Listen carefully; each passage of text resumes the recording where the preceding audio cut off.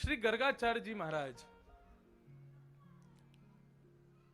नामकरण संस्कार के लिए पधारे। सांडिल्य मुनि नहीं आए, जबकि नंद बाबा के कुल पुरोहित सांडिल्य मुनि हैं। लेकिन सांडिल्य मुनि ने यह विचार किया कि भाई ये नंद यशोदा के पुत्र है ही नहीं, तो इनका नामकरण मैं कैसे कर सकता हूं। शास्त्र मर्यादा है, कुल पुरोहित को ही करना चाहिए। बार बार बात टालने लगे। 1 वर्ष के लाला है गए, लेकिन अभी तक नामकरण नहीं भयो। तब वसुदेव जी जो कि मथुरा में हैं, उन्होंने विचार किया मेरे पुत्रों का अभी तक नामकरण नहीं हुआ है। तब उन्होंने सांडिल्य मुनि से पूछा कि आपने अभी तक नामकरण क्यों नहीं किया। बोले तुम्हारे पुत्र हैं तो तुम्हारे कुल पुरोहित को जाना चाहिए ना, किसी को पता नहीं चलेगा। गर्गाचार्य जी इतने विद्वान हैं, उनको देख करके कौन नहीं चाहेगा कि उन अपने बालकों का नामकरण उनसे करवा लिया जाए। आप गर्गाचार्य जी को भेज दो और गर्गाचार्य जी ब्रज में जाएंगे। नंद बाबा जैसे ही देखेंगे गर्गाचार्य आए हैं, वे तुरंत उनसे कहेंगे हमारे बालकों का नामकरण कर दो। तो शास्त्र का जो विधान है कुल पुरोहित ही नामकरण रखे, वो भी हो जाएगा। बोले ठीक है। श्री गर्गाचार्य जी महाराज ब्रजमंडल आ रहे थे। नंद बाबा ने जैसे ही गर्गाचार्य जी को देखा, बोले अरे अरे जय हो महाराज, आपका बड़ा सुगम आगमन हुआ। सांडिल्य मुनि तो आए नहीं आज तक, लेकिन यदि आप हमारे पुत्रों का नामकरण कर दो तो हमारे बालकों का नाम खूब उज्जवल होगा, भविष्य खूब उज्जवल होगा।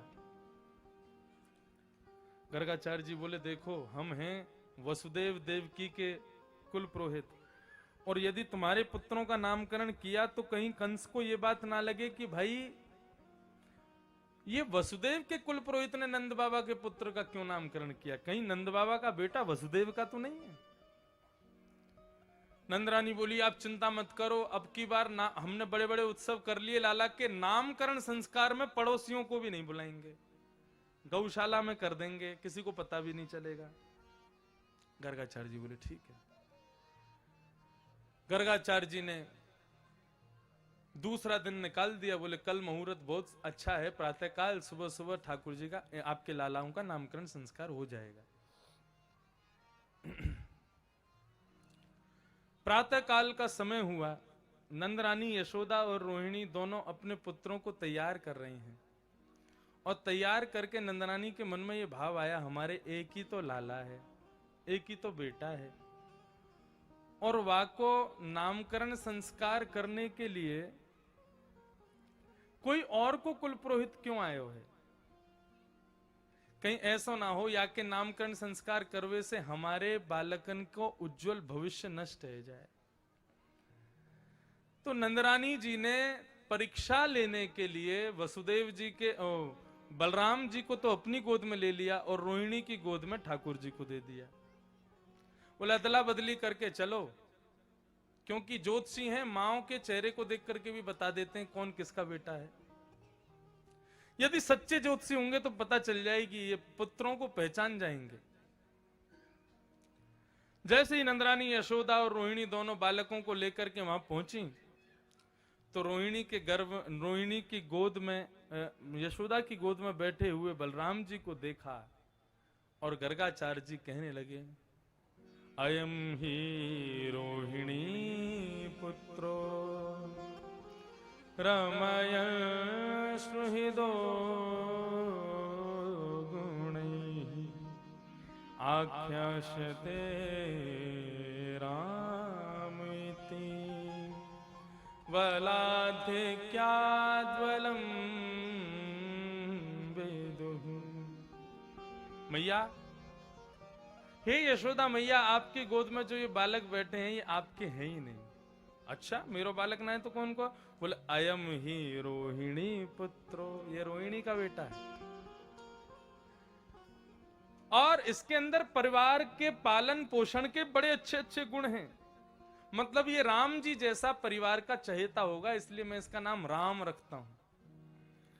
लेकिन मैया, इसमें बल की अधिकता बहुत ज्यादा होगी, बलाधिक्याद बलम विदु, इसमें बल बहुत होगा, इसलिए लोग इसको बलराम कह करके पुकारा करेंगे। और भी नाम होंगे, संकर्षण आदि इसके नाम होंगे, लेकिन ये किसी जमाने में शेष भी बना है, इस बार ये बलराम बन के आए हैं, इनका नाम मैं बलराम रखता हूं। बलराम जी खुश हो गए, हमारा नाम रख दिया बलराम। और सब ब्रजवासी, कोई बलराम नहीं बोला, सब कहे दाऊ दादा। हमारे ब्रज में आज भी कहते हैं दाऊ दादा बिरज को राजा, भांग पीवे तो यहां पे आजा। हमारे दाऊ दादा भांग के बड़े प्रेमी हैं। उनको शाम को भोजन बनता है ना, दाऊ जी कभी आप दर्शन करने जाओ तो वहां शाम को दाऊ दादा को पहले 3, 4, 5 बजे तो भांग का भोग लगेगा, और फिर उसके बाद में रात्रि जब भोजन होगा शयन के समय पर, उसमें इतनी छोटी छोटी पूड़ी बनती है दाऊ जी की। तो पूछा हमने कथा की दाऊ जी में, तो हमने वहां पुजारियों से पंडाओं से पूछा इतनी छोटी पूड़ी क्यों? बोले दाऊ दादा ने भांग पी ली है, अब पूड़ी तोड़ी नहीं जाएगी, तो इतनी छोटी छोटी पूड़ियां सीधी सब्जी से लगाओ खा लो। ऐसे हमारे दाऊ दादा का नाम श्री बलराम रखा गया। और जैसे ही बलराम जी का नामकरण करके रोहिणी की गोद में बैठे हुए नन्हे से बाल कृष्ण प्रभु को श्री गर्गाचार्य जी ने देखा, गर्गाचार्य जी की त्रातक समाधि लग गई। कल मैंने बताया था त्रातक समाधि किसे कहते हैं।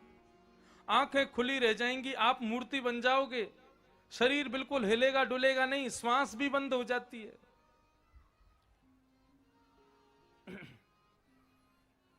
यशोदा मैया सोच रही है कब नाम रखेगो, बहुत देर रह गई भैया, बाबा नाम धर। लेकिन बाबा तो स्तब्ध बैठे हैं, कृष्ण को देख रहे हैं बस। यशोदा मैया ने नाक के नीचे हाथ घुमाया तो सांस नहीं चल रही, छाती पे हाथ रखा तो धड़कन बंद। बोले बाबा पधार गए। अरे बाबा मेरे लाला को कोई भी उत्सव हो, कोई ना कोई विघ्न आतो ही रहे। आज नामकरण संस्कार हो तो नाम धरवे बारो ही पधार गो। अरे बाबा पधारनो तो घर के बाहर जाके पधार जाते, घर में काहे को पधार गए? जोर से गर्गाचार्य जी को हिलाया, गर्गाचार्य जी वापस आए। बोले बाबा हमने तो सोची आप पधार गए। बोले नहीं नहीं, ये एक समाधि है, त्रातक समाधि। बोले ऐसी समाधि यहां मत लियो भैया, ये ब्रज है, यहां समाधि फमाधि तो कछुना मिले करे, यहां तो पड़े रहो वही भजन है। गर्गाचार्य जी समाधि क्यों लगाए ठाकुर जी को देख के? बहुत सारे इसके पीछे भी कारण है। पहला कारण तो यह था कि वो जानते नहीं थे कि ये ईश्वर है। तो जैसे ही ठाकुर जी को देखा, वो तो गर्गाचार्य जी कौन है? ज्योतिष के प्रणेता, ज्योतिष उन्होंने ही बनाई है, और उनको तो कितना नॉलेज, शकल देख के पहचान जाए कौन कैसा। ठाकुर जी को देखते ही वो समाधि लग गए। बोले अरे अरे अरे ये तो बालक के रूप में दिख रहा है, लेकिन ये बालक नहीं है, मुझे शंख चक्र गदापद में क्यों दिख रहे हैं, मुझे चतुर्भुज क्यों दिख रहा है, मुझे शेष शैया क्यों दिख रही है? अरे ये तो पर ब्रह्म नारायण है। जिस नारायण का दर्शन करने के लिए लोग इतनी तपस्या करते हैं, आज वो मेरे सामने बैठा है। ये भाव धारण करके वो समाधि में चले गए। अरे अरे ये तो नारायण है। और दूसरा, हमारे एक ब्रज के संत एक भाव बताते हैं, वो इतना सुंदर भाव है। क्या भाव? बोले जैसे ही गर्गाचार्य जी को पता चला कि ये ईश्वर है, तो गर्गाचार्य जी नामकरण संस्कार करना चाह रहे थे, लेकिन गर्गाचार्य जी की जिह्वा पर हिंदी वर्णमाला के सभी अक्षर प्रकट हो गए और आपस में एक दूसरे से लड़ने लगे, और गर्गाचार्य जी से कहने लगे हमसे नाम रखो ठाकुर जी का, हमें सेवा का अवसर प्रदान करो, हम भी धन्य हो जाएंगे यदि ठाकुर जी का नाम हमसे रखा जाए। तो गर्गाचार्य जी बोल रहे हैं मेरी जीभ स्तब्ध हो गई। क्यों? क्योंकि जिह्वा पर जितने भी अक्षर हैं वो एक दूसरे को पकड़ पकड़ कर फेंक रहे हैं। बोले इससे नहीं, मुझसे नाम रखो इनका। तो जड़ चेतन सब ठाकुर जी की सेवा में तत्पर होना चाहते हैं। हिंदी वर्णमाला, संस्कृत वर्णमाला के जितने अक्षर हैं ये सब ठाकुर जी की सेवा में लगना चाहते हैं। इसलिए गर्गाचार्य जी महाराज की जिह्वा स्तब्ध हो गई। वे सोच में पड़ गए किससे नाम रखूं मैं, किस अक्षर से प्रारंभ करूं। तब गर्गाचार्य जी ने इन सभी अक्षरों को सांत्वना दी। बहुनी संति नामानी, चिंता मत करो, तुम जितने वर्ण अक्षर हो ना, हर वर्ण से ठाकुर जी का एक नाम जरूर होगा। सहस्त्र नाम है ठाकुर जी के, विष्णु सहस्त्र नाम, गोपाल सहस्त्र नाम, कितने नाम है। तो चिंता मत करो, किसी ना किसी नाम में तुम्हारा आगमन जरूर होगा, तुम्हारी सेवा ठाकुर जी जरूर स्वीकार करेंगे। इसलिए समाधि में लग गए। मैया या के बहुत सारे नाम हैं। बहुनी संति नामानी, बोले कैसे कैसे नाम? बोले गुण कर्मानुरूपाणी, जैसे इसके गुण और जैसे इसके कर्म वैसे इसके नाम होंगे। बोले जैसे, बोले ये कभी एक पर्वत उठाएगा तब इसका नाम गोवर्धन हो जाएगा, गिरधरधारी। अच्छा। बोले गैयाओं को इतना चराएगा कि गाय इसका नाम रख देंगी गोविंद। बोले अच्छा। एक मुर नामक राक्षस को मारेगा, इसका नाम पड़ेगा मुरारी। अच्छा। बोले मैया एक अवस्था में ये इतना सुंदर हो जाएगा कि इसके स्वरूप को देख करके कामदेव जो कि अत्यंत सुंदर है वो भी मोहित हो जाएगा, तब इनका नाम होगा मदन मोहन। ये सारे नाम होंगे मैया इसके। यशोदा मैया बोली इतने सारे नाम मैं भूल जाऊंगी, बूढ़ और शरीर है, एक कोई नाम बता जाओ ना, वही नाम से काय से पुकारे करूंगी याकू।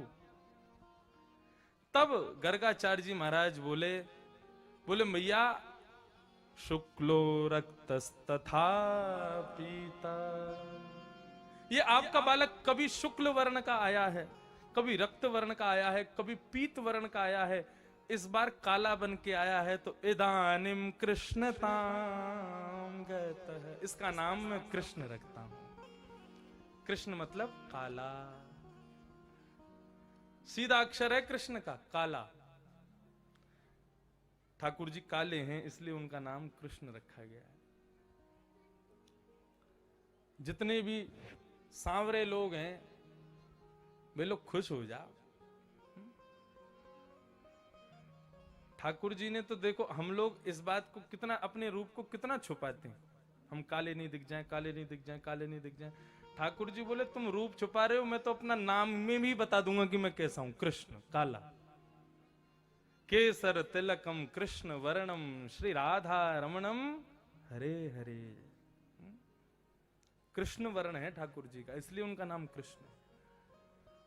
काला जो होता है ना, वो काला रंग किसका होता है? समुद्र को देखो कभी, समुद्र को दूर से देखोगे तो उसका रंग कभी कभी काला, नीला, गहरा गहरा नीला भी काला होता है, वो दिखाई देता है। जिसके अंदर बहुत गहराइयां होती हैं, जिसकी गहराइयों को कोई नहीं पा सकता, उसका रंग काला होता है। आकाश अनंत है, कोई अंत नहीं है उसका। कभी अंतरिक्ष में जाने का अवसर मिले तो क्या देखना, अंतरिक्ष पूरा, उसका कोई अंत नहीं, उसकी कोई गहराई नहीं है, उसका कोई अंत नहीं, कहीं भी चले जाओ वहीं तक और लंबा होता चला जाता है, उसका रंग भी काला है।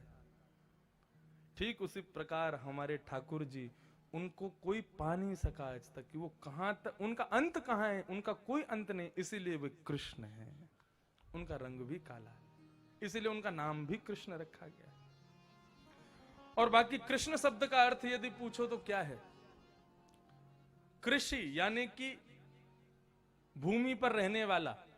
केवल खेतीबाड़ी करने वाले को कृषि नहीं कहते, भूमि पर रहने वाले प्रत्येक जीव को कृषि कहते हैं। कृष्ण और ना यानी कि निवृत्ति, निवृत्ति माने मुक्ति।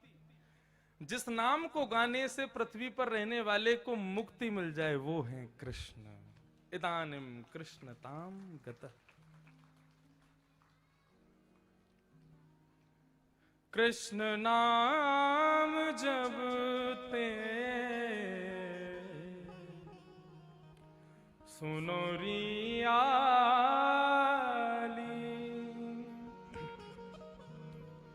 भूली री भवन में तो बाबरी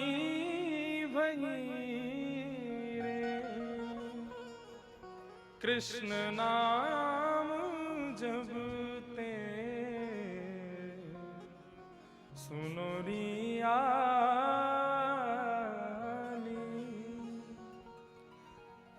हमारे पूज्य नाना जी ये पद सुनाते थे, बोले कृष्ण नाम का कैसा प्रभाव गोपियों पे। बोले कन्हैया गैया चराने पल्ली पार जाते हैं और शाम को जब गैया चरा करके लौट रहे होते हैं तो सब ग्वाल बाल पुकारते हैं, अरे कन्हैया, अरे कृष्ण, अरे कृष्ण। तब इस पार यमुना जल भर रही गोपी उस कृष्ण नाम को सुनते ही मूर्छित होकर गिर जाती है। तब दूसरी गोपी पानी का छिड़काव करती है, होश में आती है, उसे पूछती क्या हुआ, तू बेहोश कैसे हो गई? तब वो ये पद गाती है, बोले कृष्ण नाम जबते श्रवण सुनोरी आली, भूली री भवन में तो बावरी भई रे। बोले मन की दशा कैसी भाई? बोले रोम रोम हूं मैं तो श्रवणमयी रे, मेरा रोम रोम कृष्ण नाम सुनता है। मन रे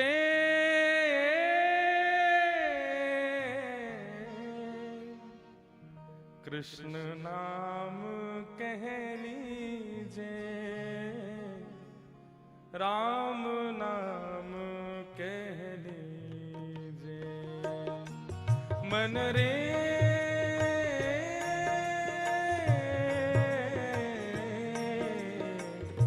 कृष्ण नाम कह लीजे, राम नाम कह लीजे। बंधु, ये पद श्री सूरदास जी ने गाया है। और कब गाया? एक बार गोस्वामी तुलसीदास जी महाराज वृंदावन आए सूरदास जी के पास में, और सूरदास जी के पास में आकर के श्री तुलसीदास जी महाराज ने आकर के उनसे कहा, सूरदास जी आई आई आई, अरे वाह वाह तुलसीदास जी महाराज पधारे, विराजो विराजो, बैठो। तुलसीदास जी को अपने यहाँ आसन दिया। अब तुलसीदास जी कौन है? बोले राम उपासक, और सूरदास कौन? कृष्ण उपासक। तुलसीदास जी कहने लगे, बोले भैया तुम कृष्ण वृष्ण की शरण छोड़ो, हमारे राम जी की शरण में आ जाओ, हमारे राम जी के चेला बन जाओ। सूरदास जी बोले क्यों? बोले हमारे राम जी मर्यादा पुरुषोत्तम है, एक बार जिसका वर्ण कर लेते हैं तो पूर्ण रूपेण उसके हो जाते हैं, हमारे राम जी की शरण में आ जाओ। तुम्हारो कन्हैया तो छोड़ दे, कभी ब्रज की गोपिन ने छोड़ गए हो, कभी मथुरा की गोपिन ने छोड़ गए हो, कभी कोई को छोड़ गए हो, कभी तुम छोड़ जाएगो, या हमारे कन्हैया को छोड़ो, राम के पास आ जाओ। वैसे राम कृष्ण में कोई भेद नहीं, एक ही है, लेकिन भक्तों की चर्चा। सूरदास जी क्या बोलते हैं? बोले हम तुमसे एक बात कहें? बोले हाँ बोलो। बोले तुम राम को छोड़ के कन्हैया की शरण में आ जाओ। बोले हम क्यों आ जाएं? बोले तुम्हारो राम मर्यादा पुरुषोत्तम है, वो एक ही पत्नी से ब्याह करे, लेकिन हमारो कन्हैया तो जो वा की शरण में आ जाए वही से ब्याह कर ले। तुम्हारे राम ने तो शूर्पणखा के भी नाक कान काट दिए, ब्याह कर भी आ गई तो। बोले कि क्यों? बोले हम पतिव्रता, हमारी पत्नी है, और यदि राम की जगह हमारा कन्हैया होता ना तो शूर्पणखा खाते हुए ब्याह कर ले। तो राम रावण युद्ध होता ही नहीं, क्योंकि हमारे कन्हैया सबको अंगीकार करें, तुम भी आ जाओ। राम तुलसीदास जी तिलमिला गए, बोले तुम हमारे राम के बारे में ऐसा कैसे कह सकते हो? सूरदास जी बोले तुम हमारे कन्हैया के बारे में क्यों बोल रहे हो? फिर दोनों बोले अच्छा ठीक है, काम करते हैं, आज हम दोनों तराजू में तोल के देख लेते हैं, जो भारी हुआ वही श्रेष्ठ। बोले भारी कैसे पता चलेगा? बोले हम अपने रघुनाथ जी को नाम लेकर के तराजू में बैठेंगे, तुम अपने लाल को नाम लेके बैठी हो, जा को पड़ला भारी, समझो वही बड़ो है, वो ठीक है। अब सूरदास जी को दिखाई तो देता नहीं, पेड़ पर एक तराजू टांग दिया। तुलसीदास जी बोले पहले आप बैठ जाओ। सूरदास जी बैठ गए। बोले भगवान को नाम लेके बोलिए। बोले हाँ ठीक है, जय हो मेरे श्री गोपाल जी, और ऐसा कह के सूरदास जी पल्ले पे बैठ गए। तुलसीदास जी बोले अब हम भी बैठ जाएं? बोले हाँ बैठ जाओ। तुलसीदास जी बैठे, जय हो मेरे श्री सीताराम। जैसे ही बैठे थोड़ी देर तो ऊपर नीचे ऊपर नीचे ऊपर नीचे होते होते सूरदास जी लटक गए, तुलसीदास जी नीचे आ गए। सूरदास जी ने पूछी, हाँ भाई कहाँ भयो? बोले नीचे पाम टेक के देखो। देखे तो वो तो हवा में लहरा रहे थे।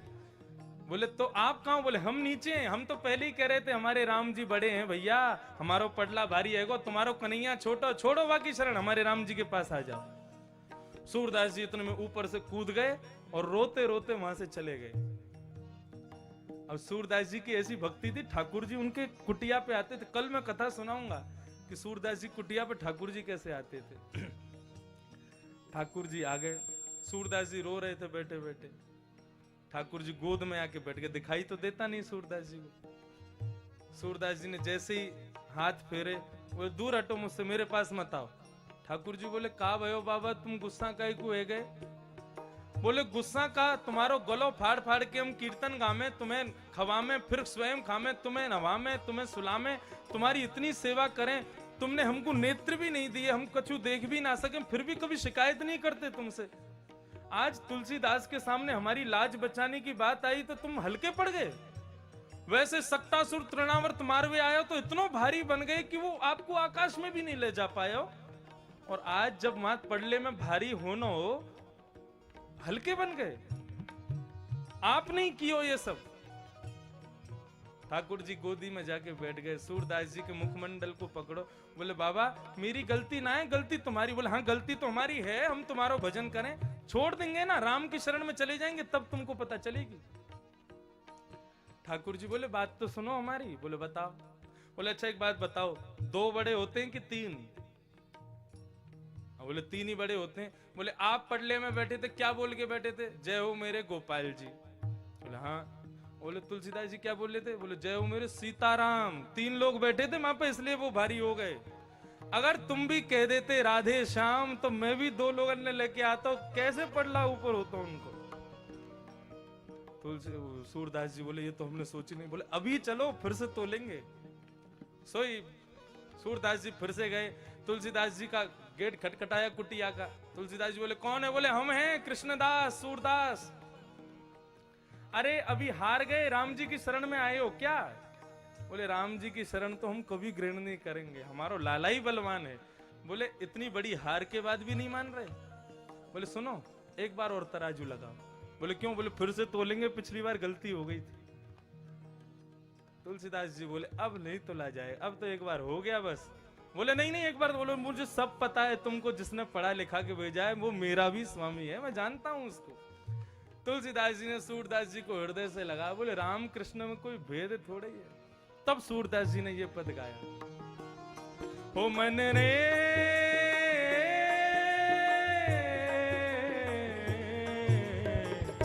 कृष्ण नाम कह लीजे, राम नाम कह लीजे। मन रे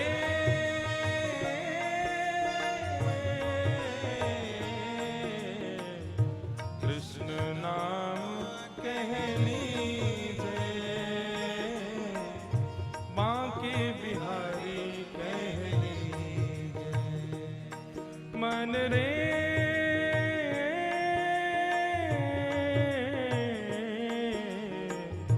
कृष्ण नाम कह लीजे, राम नाम कह लीजे। गाइए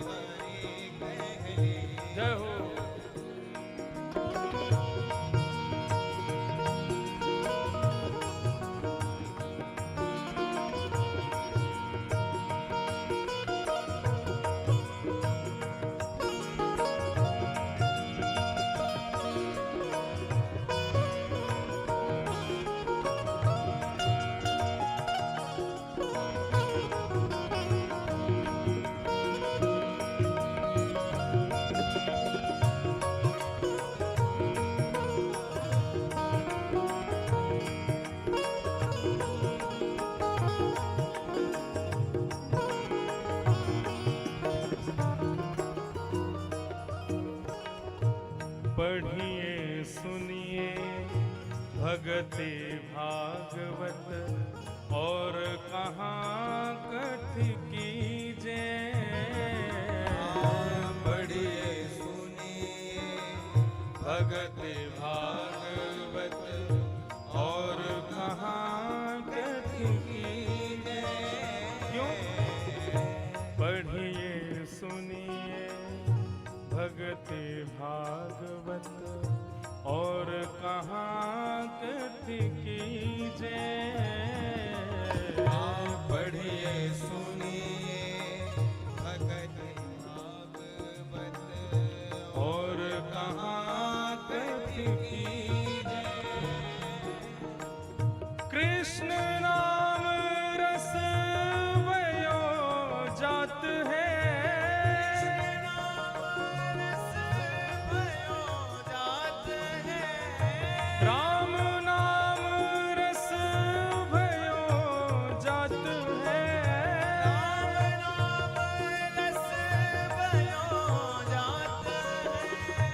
तृषावंत है पीजे,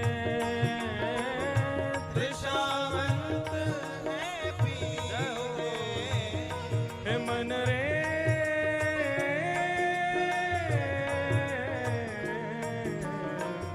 कृष्ण नाम कह लीजे, राम नाम कह लीजे, मन रे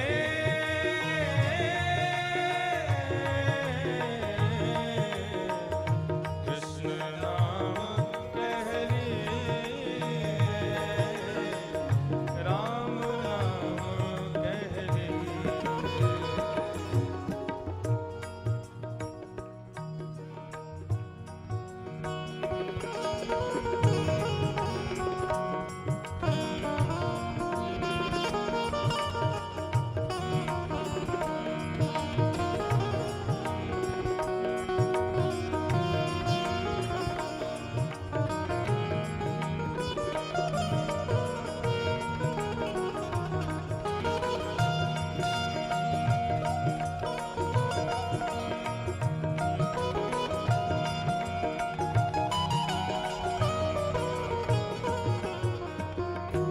गुरु के वचन अटल कर मानो, साधु समागम कीजे, गुरु के वचन अटल कर मानो, साधु समागम कीजे, गुरु के वचन अटल कर मानो, साधु समागम कीजे, गुरु के वचन अटल कर मानो, साधु समागम कीजे, सूरदास हरि शरण ताकिए, सूरदास हरि शरण ताकिए, सूरदास हरि शरण ताकिए, सूरदास हरि शरण ताकिए, जन्म सफल कर लीजे, जन्म सफल कर लीजे, हे मन रे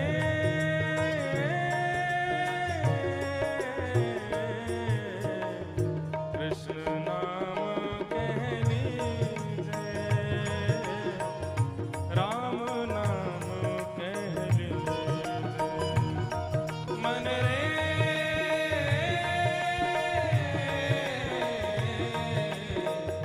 कृष्ण नाम कह लीजे, राम नाम कह लीजे, कृष्ण नाम कह लीजे, कृष्ण नाम कह लीजे, हे राम नाम कह लीजे, राम नाम हे कृष्ण नाम